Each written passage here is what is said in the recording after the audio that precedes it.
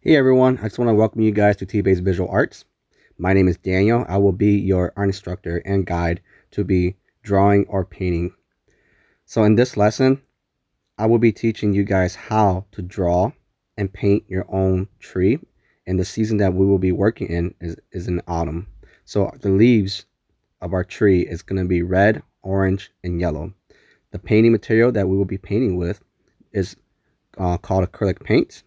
So it's a water-based paint, and all you need is a single brush, and the three colors you will only need is black, red, and yellow.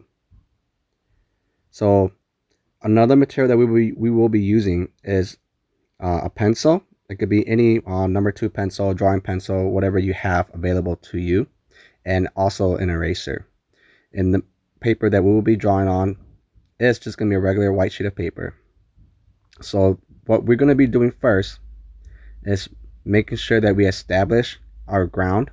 So from left to right towards the bottom of the paper, we're just going to go ahead and just draw the ground that our tree will be standing on.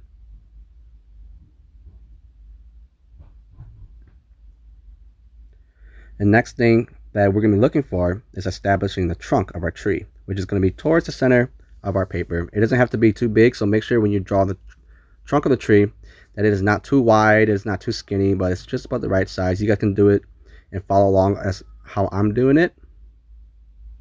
As you guys can see there, that's going to be the width and the height of the trunk of my tree. The next thing that I'm going to be looking for is drawing the branches. We're going to be working with 3 branches of the tree.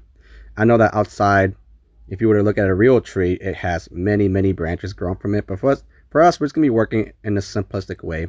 We're just going to simplify it, just work with 3 trunks coming out of a tree. And then there's going to be some smaller branches coming out of the trunk of the tree.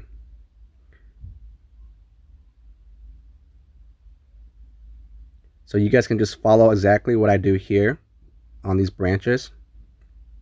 And I'm just quickly laying it out because we just want to get a nice foundation of what our tree is going to look like before we head into the painting here. So now once we have our branches drawn out, I'm going to go ahead and grab my black acrylic and my paintbrush. You're just going to go ahead and just dip your brush into the black paint. Make sure you get enough black paint layered into the brush so that when we get into painting the trunk, we will be able to cover the whole entire trunk of the tree and the branches in black paint.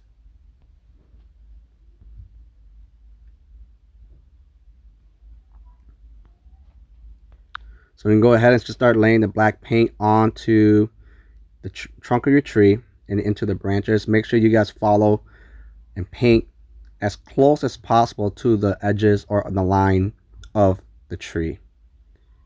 It's okay if you go outside of it as long as you're just following the lines, using it as a guide.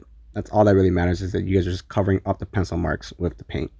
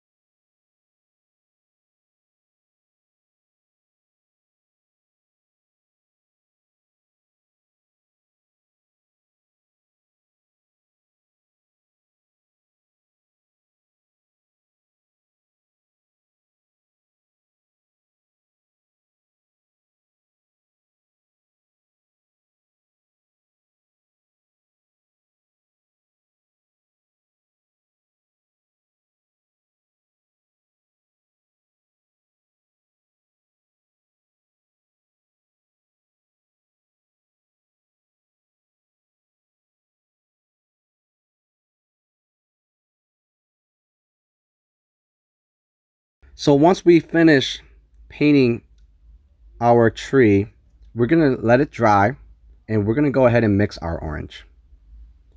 So in our palette, we have 3 colors. I'm just using a paper plate.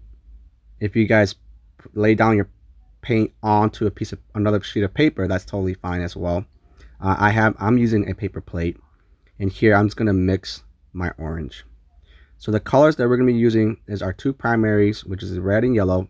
I'm gonna go ahead and dip my brush and grab yellow first.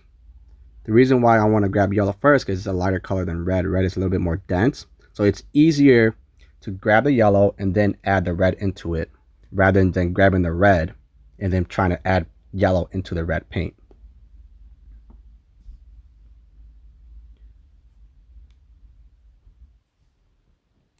So after you grab the yellow paint, you want to make sure you wash your brush. As you can see here, I cleaned out my brush before grabbing red, and I'm just gonna grab a little bit of red and go ahead and mix it. And as you're mixing your red into your yellow, just kind of get a feel of what kind of orange you're looking for. Is it a darker orange? Is it more of a yellowish orange? Or is the orange sitting closer to the red? So you kind of just mix it based on how you want your orange to be. I'm just trying to make my orange where it's balanced of both colors, right?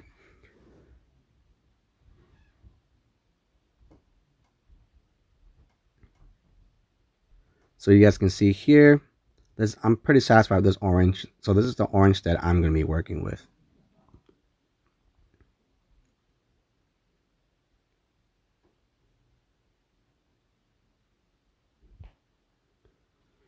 And now going back to our tree,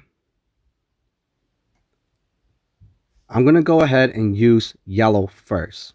Okay, after I'm done mixing my colors, I'm cleaning off my brush, cleaning it with water, and make sure you have napkins on the side as well. That's how you dry your brush up so that your brush isn't too watery. And we're going to be using a dabbing technique with the brush. You're going to go ahead and pick the color. So I'm going to choose yellow first because it's easier to lay the darker colors on top of yellow, since the lighter color will sit on the bottom of the surface of all the other paints. But as I told you, I'm using a dabbing technique where the brush mark is making the mark for myself. I'm not going to try to draw or paint every single leaf, right? Because that's going to be too difficult for us. But all we're going to be doing is capturing the shape and form using just the brush mark itself and using the colors that we've mixed and that we have in our palette. So I'm going to go ahead and cover the top half of the tree all in yellow. And I'm going to capture the form and shape of how the trees look like out if I were to see a tree out in real life.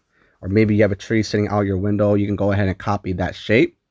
But how I'm building the leaves around the tree, it's almost going to be like it's triangling upward, right? Where the tree and the leaves are all very wide on the side, but it's going to follow that triangle shape of the tree. And it's going to go ahead, it's almost like I'm kind of coning it up there. And you guys can just do the same thing and just dabbing that brush. The brush marker is making the mark for you. You're not trying to paint the leaves, but the brush mark is what's making the leaves for you.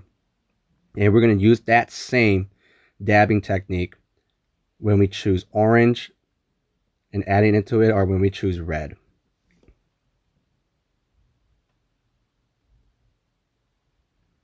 And also one other tip that you guys see, if you guys see in the video, I am just quickly making those marks. You guys can go ahead and, you know, just take your time with it. Since I know that I'm working at a faster pace, you guys can slow it down if you guys need to. But the speed that you should be going at is just probably about my speed, where I'm just quickly just pressing, where I'm just tapping on the surface, right? So you guys can definitely go that speed. If you go any faster, you might flick some paint around. But otherwise, if you guys need to work slower, then by all means, please go ahead and work slower at your own pace, where you can get to feel the paint and also get used to the shape of the tree.